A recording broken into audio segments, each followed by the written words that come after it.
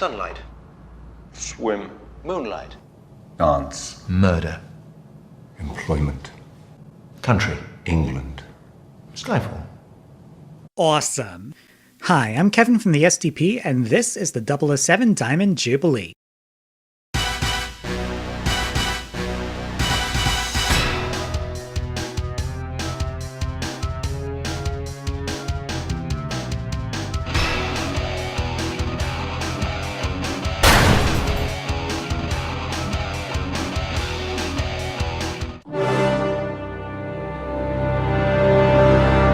Our story starts in Istanbul, where 007 and fellow agent Eve are on the trail of a stolen hard drive containing a list of undercover NATO agents. Their pursuit of the assassin who took it ends with Eve shooting Bond by mistake.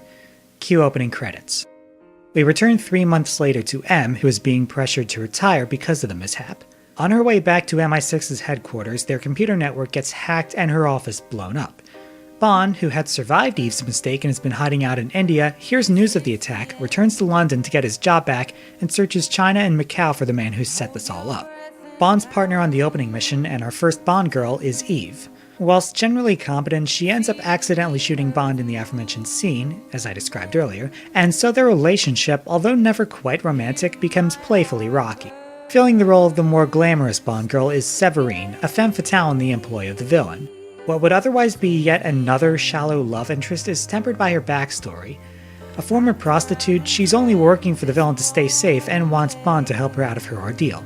But quite frankly, this is easy to forget, especially since, yet again, she goes from zero to sex in, no time. The role of Q officially returns, played by the young Ben Whishaw.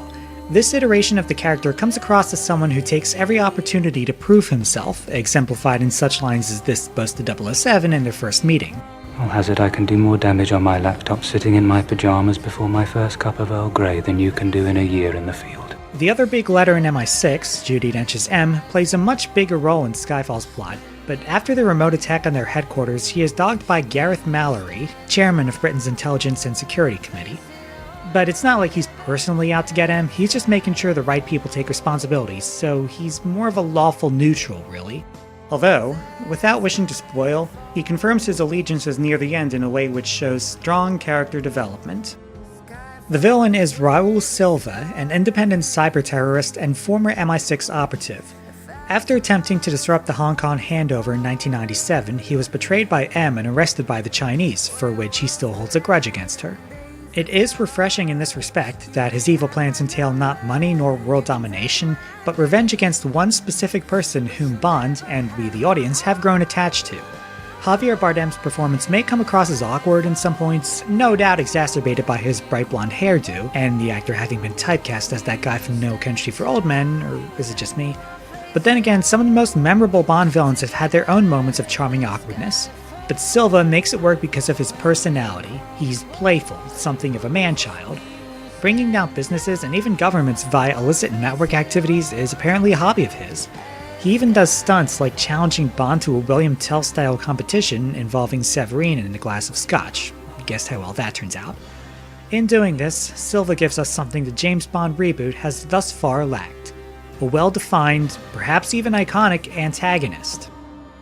Whilst Q maintains more of a tech support role, he provides Bond with some new equipment, a Walter PPK with a handprint lock, see License to Kill, and a small yet undisguised radio homer, see Goldfinger. During his first scene, Q leans on the fourth wall with such lines as, Are you expecting an exploding pen?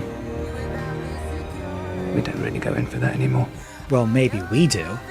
Bond also drives the Aston Martin DB5 from Goldfinger, complete with machine guns and ejector seat, the latter of which he hilariously threatened M with. You gonna complain the whole way?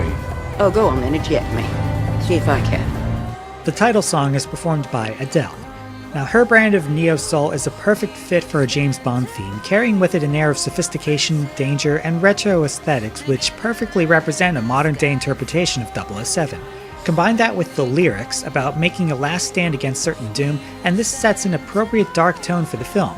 On the other hand, using the word Skyfall so often may seem lazy, almost to the point that it loses all meaning, but it inspires a moment of delayed brilliance when you learn what it refers to.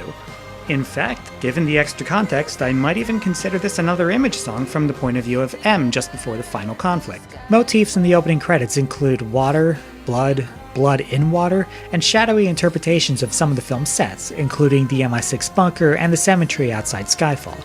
There's also a specific death motif, which works in its own way. In cultures, such as that of the tarot cards, death represents not the end of existence, but the change from one soul to another, in that the latter entity carries on the former's wishes in his or her own way. This makes certain events in the endgame even more poignant, but even without that knowledge, the sequence is dark and foreboding enough to provide the appropriate atmosphere. The changes that were brought on by GoldenEye have come full circle, not the least because of one controversial and rather spoilery event. I'll just say that there has not been a similar event of this emotional magnitude throughout the entire franchise. Yes, even the death of you-know-who in On Her Majesty's Secret Service. Yeah, I said it.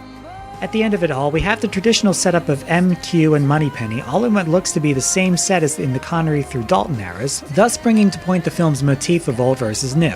This also becomes the focal point of M's inquiry, with the committee insisting the business of human intelligence, which she specializes in, is no longer relevant to the 21st century balance of power, and Q also makes comments along those lines. But the lesson the movie leaves us with is that sometimes the best solution is not to completely forget or take on the old ways, but to have them adapt to the changes happening around them in the world. In short, what we get is a reconciliation of the old guard and the new. Even the props exemplify this, such as the old Aston Martin car ripped straight out of Goldfinger, and the traditional Walter gun with the new handprint lock. I eagerly await how the new MI6 will adapt to the world yet again, but for now, having to deal with what we're dealt with at the end of the movie turns Skyfall into an epic and unforgettable entry in the series. Sometimes the old ways are the best. But before giving my call, I'd like to take a moment to discuss one of the issues I've commonly heard about this film: the pacing problems, or the illusion thereof. Throughout the first few acts, director Sam Mendes provides us with a cavalcade of memorable settings: the fight in the Shanghai skyscraper, the island casino in Macau, and the nearby ghost town where Silva has staked his claim. It's also refreshing that the shaky camera views which plagued Quantum of Solace has been toned down significantly. Heck, some long scenes are even done in one take. Yet the climax takes place in the dark, dusty Skyfall estate and the wilderness surrounding it. After having been spoiled by the preceding visuals, the final fight becomes something of an aesthetic letdown and thus seems to drag on for longer. It's not that the build-up isn't tense, after all, they are preparing to end the matter of Silva, but you'll just wish they could get on with it. Of course, these problems become less apparent upon repeated viewings when you know what to expect, and there aren't necessarily any scenes I would cut out. I mean, they all serve their purpose. So, all things considered, Skyfall scores 95%, an A, and a Dragon Award. This film is a must-see. Health and safety.